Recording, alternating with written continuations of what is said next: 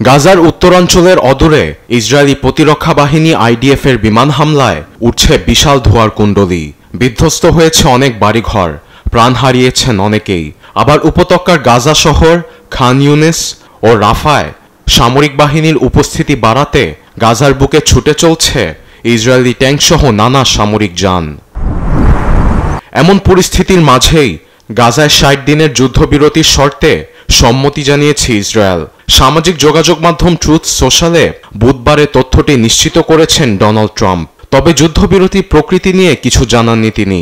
Israeli প্রধানমন্ত্রী নেতানিয়াহুর white house সফরের ঠিক আগের দিনই এমন ঘোষণা দেন মার্কিন প্রেসিডেন্ট। যুদ্ধ স্থায়ীভাবে বন্ধে ওয়াশিংটন সব পক্ষের সঙ্গে কাজ করবে বলে সামাজিক যোগাযোগ মাধ্যমে জানিয়েছেন ট্রাম্প। একই সঙ্গে ফিলিস্তিনের স্বাধীনতাকামী সংগঠন হামাস প্রস্তাবটি মেনে না নিলে খারাপ হবেও বলে হুঁশিয়ারি দেন তিনি।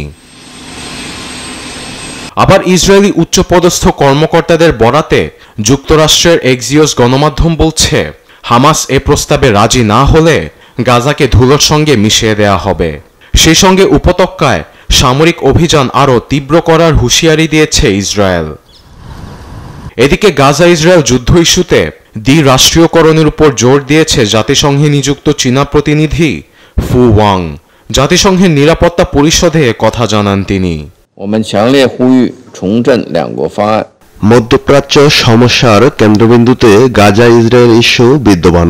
উভয় পক্ষের যুদ্ধ নিরসনে দ্বিরাষ্ট্রীয় সমাধান বাস্তবায়নই একমাত্র পথ। আন্তর্জাতিক সম্প্রদায়ের ঐক্য জোরদার করার পাশাপাশি যৌথভাবে দ্বিরাষ্ট্রীয় সমাধানের রাজনৈতিক প্রক্রিয়া এগিয়ে নেওয়ার জন্য সমর্থন ও গ্যারান্টি প্রদানের আহ্বান জানাচ্ছি। এমন পরিস্থিতিতে হামাস আদৌ ট্রাম্পের দেয়া যুদ্ধবিরতির প্রস্তাব মেনে নেবে কিনা এ নিয়ে এখনো কিছু জানায়নি স্বাধীনতাকামী সংগঠনটি। আরবেল আফসার, নিউজ ডেস্ক, দেশ টিভি।